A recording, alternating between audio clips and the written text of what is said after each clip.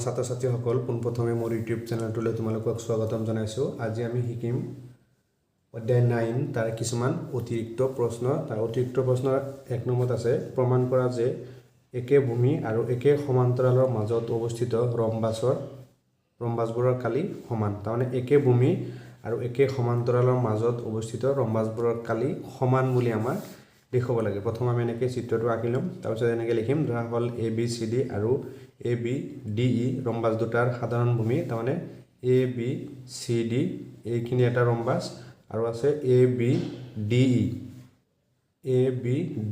এইখিনি এটা ৰম্বাস। এই ৰম্বাস দুটা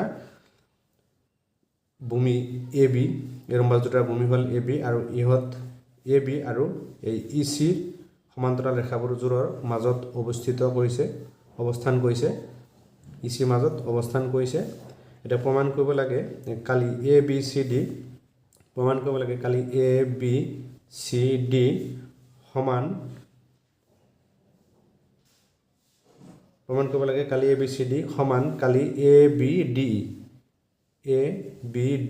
তাৰমানে ABCD এইটো ৰম্বাসৰ কালি সমান ABDE এই ৰম্বাসটো কালি আমাৰ সমান বুলি দেখুৱাব লাগে। অংকন ABৰ ওপৰত DF লম্ব টনা হ'ল, মানে আমি কি কৰিলোঁ এবাৰ এই ABৰ ওপৰত এই DF লম্ব টানিলোঁ। এইটো চিন্তিচনৰ লম্ব মানে 90 ডিগ্ৰী লম্ব টনা হ'ল।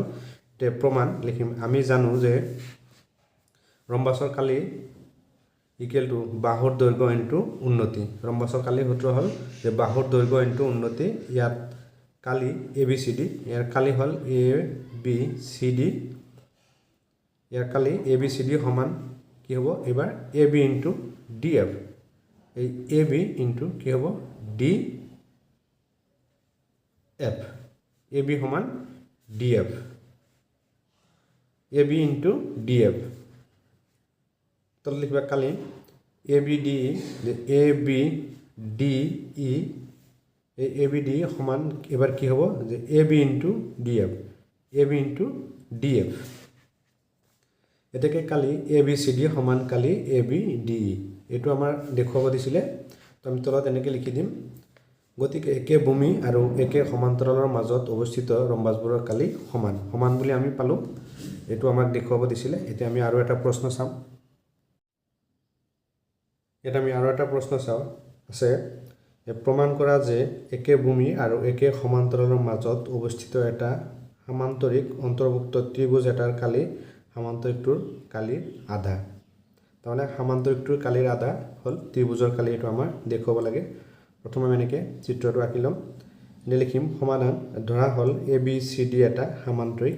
প্ৰথমে আমি কি কৰিম ABCD এটা সামান্তৰিক আঁকি ল'ম। তাৰপিছত ABD ত্ৰিভুজটো ABD এই ত্ৰিভুজটোৰ সাধাৰণ ভূমি হ'ব AB। ABD এই ত্ৰিভুজটোৰ সাধাৰণ ভূমি কি হ'ব ABৰ ওপৰত অৱস্থিত। এই সামান্তৰিকটোৰ সমান্তৰাল ৰেখাযোৰৰ মাজত অৱস্থিত। ই কি হয় যে সামান্তৰিকটোৰ সমান্তৰাল ৰেখাযোৰৰ মাজত অৱস্থিত হৈ আছে।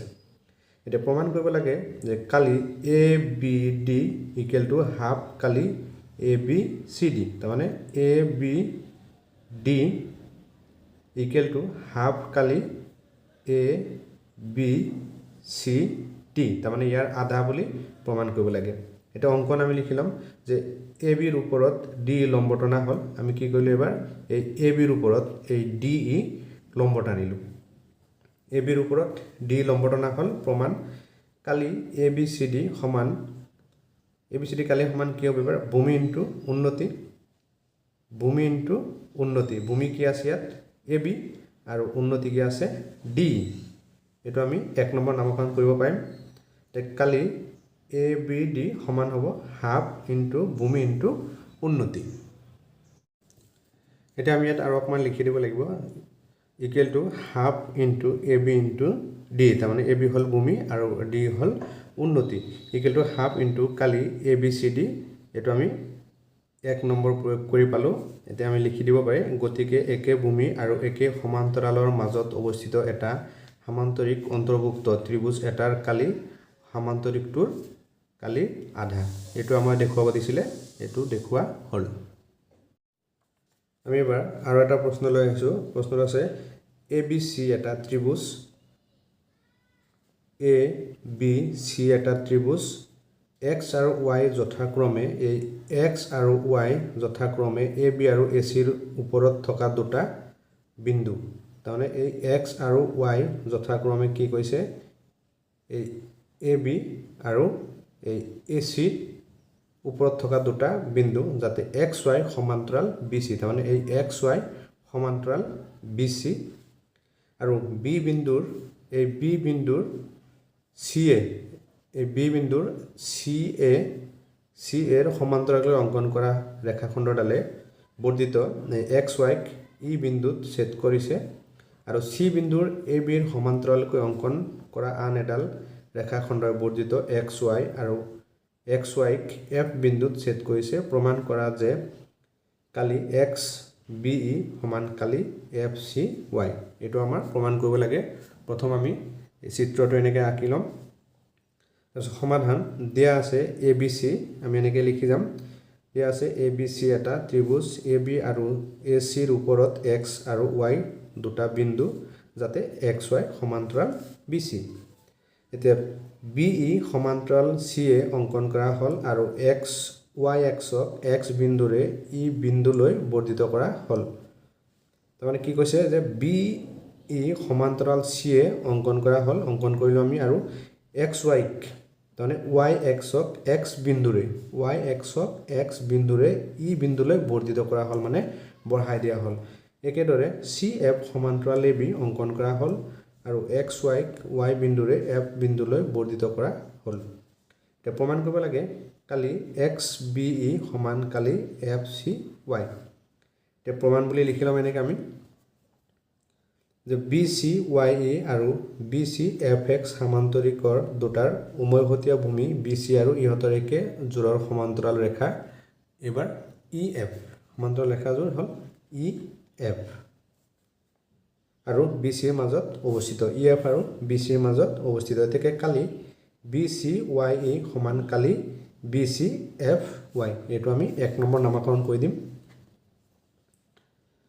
তাৰপিছত এতিয়া কালি XBE সমান কালি BCYE মাইনাছ কালি BCYX এইটো আমি 2 নম্বৰ নামাকৰণ কৰি দিম আকৌ কালি YCF সমান কালি BCFC মাইনাছ কালি BCYX এতেকে কালি YCF সমান কালি BCYE মাইনাছ কালি BCYX এইটো আমি 1 নম্বৰ ব্যৱহাৰ কৰি পালোঁ 1 নম্বৰৰ পৰা পালোঁ তাৰমানে আৰু এইটো আমি 3 নম্বৰ নামাকৰণ কৰি দিম এতিয়া লিখিম আমি 2 আৰু 3 পৰা আমি পাওঁ 2 আৰু 3 পৰা কি পাম যে কালি XBE সমান কালি YCF অৰ্থাৎ কালি XBE সমান কালি FCY আমাক এইটোৱে দেখুৱাব দিছিলে যে XBE সমান কালি FCY তাৰমানে কালি XBE সমান কালি FCY এইটোৱে দেখুৱাব দিছিলে এইটো হ'ল